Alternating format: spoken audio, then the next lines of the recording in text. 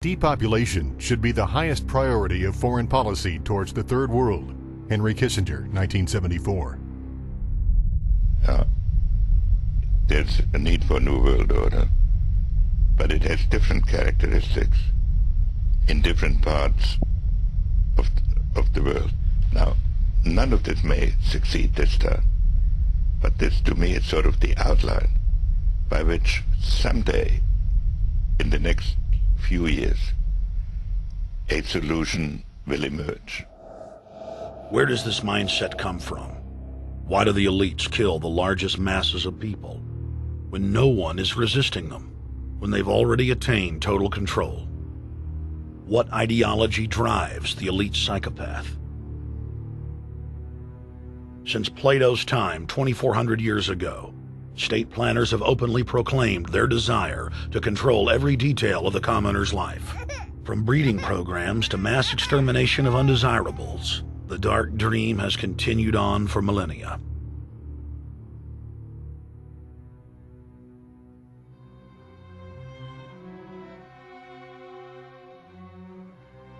The scientific rationale for tyranny has always been attractive to elites because it creates a convenient excuse for treating their fellow man as lower than animals. Robert Thomas Malthus, famous for saying that a mass food collapse would be helpful because it would wipe out the poor. His fictional scenario would later be called a Malthusian catastrophe.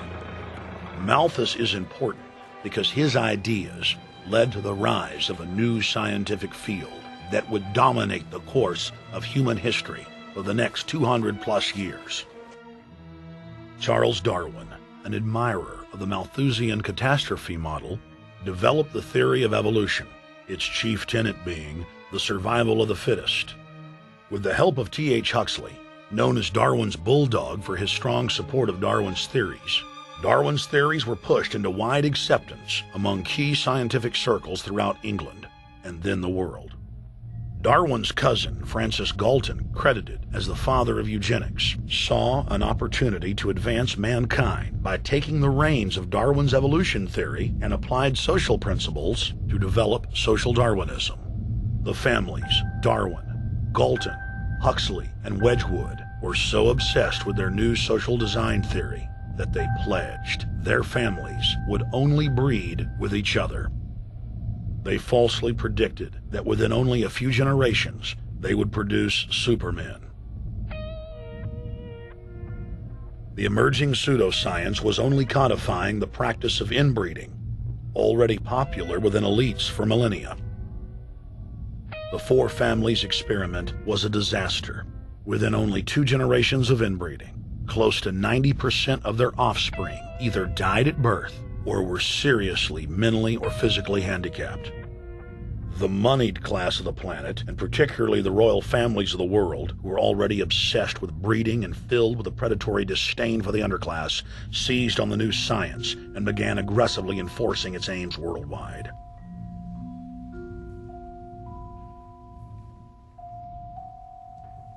Biometrics appears to be a new science, but it was actually developed by Galton back in the 1870s as a way to track racial traits and genetic histories, and as a way to decide who would be licensed to breed. In 1904, the Cold Springs Harbor Research Facility was started in the United States by eugenicist Charles Davenport with the funding of prominent robber barons Carnegie, Rockefeller, and Harriman. In 1907, the first sterilization laws were passed in the United States.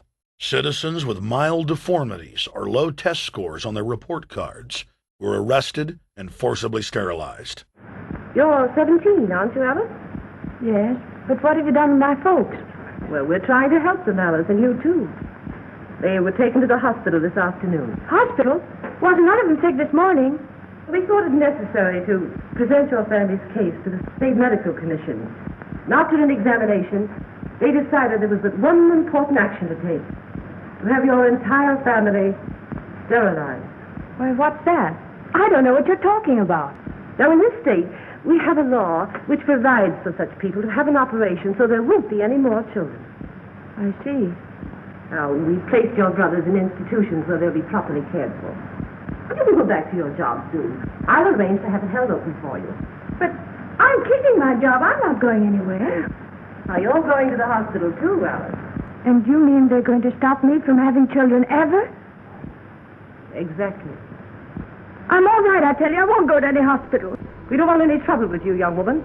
If you refuse to go, the officer here will take you by force. In 1910, the U.S. Eugenics Record Office was set up. By then, the British had created the first network of social workers, expressly to serve as spies and enforcers of the eugenics race cult that was rapidly taking control of Western society. The social workers would decide who would have their children taken away, who would be sterilized, and in some cases, who would be quietly murdered.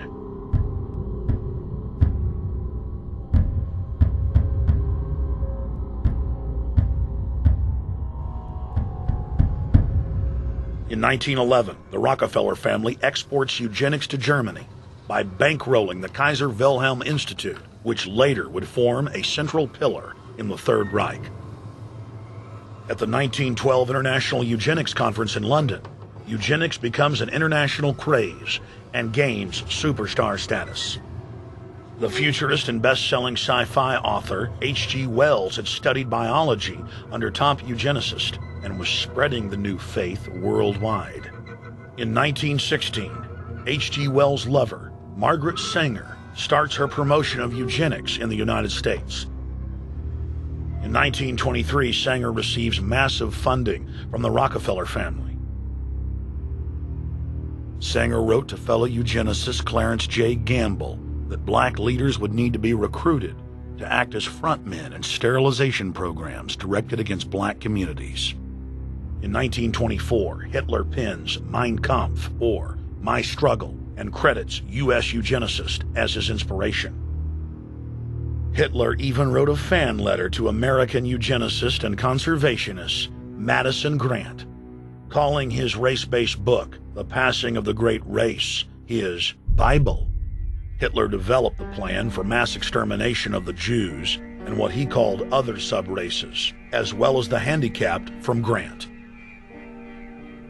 By 1927, eugenics hit the mainstream. The so-called science was aggressively pushed through contests at schools, churches, and at state fairs. Churches competed in contests with big cash prizes to see who could best implement eugenics into their sermons. Major denominations then tell Americans that Jesus is for eugenics. That same year in the United States, more than 25 states passed forced sterilization laws, and the Supreme Court ruled in favor of brutal sterilization policies. When Hitler came to power in 1933, one of his first acts was to pass national eugenics laws, modeled after laws in the United States.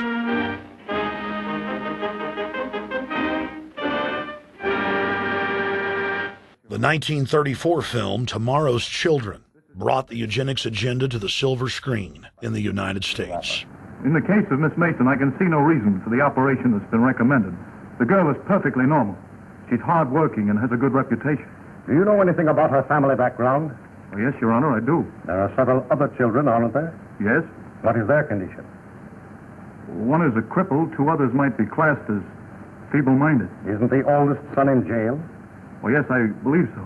And knowing all that, you still contend that this girl should be allowed to bring more people like that into the world? She's sound, Your Honor. She's not anything like the rest. Surely she should be given a chance to work out her own salvation. I can't agree with you, Doctor. Suppose she is normal. The chances are that her children will inherit the family taint. Isn't that possible?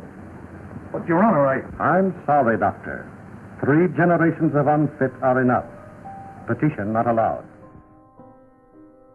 By 1936, Germany had become the world leader in eugenics for taking effective actions to sterilize and euthanize hundreds of thousands of victims.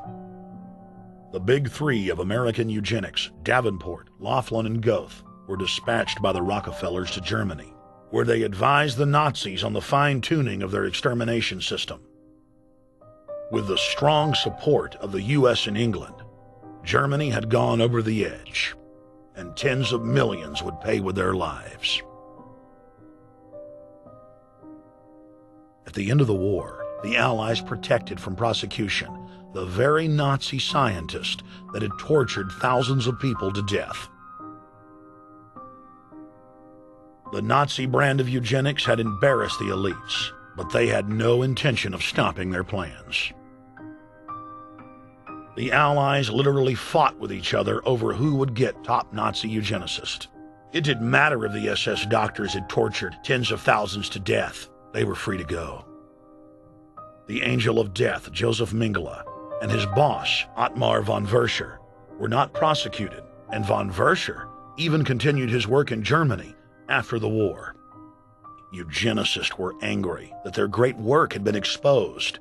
They then scrambled to camouflage their agenda. Eugenics Quarterly became Social Biology. The American Birth Control League became Planned Parenthood. New terms like transhumanism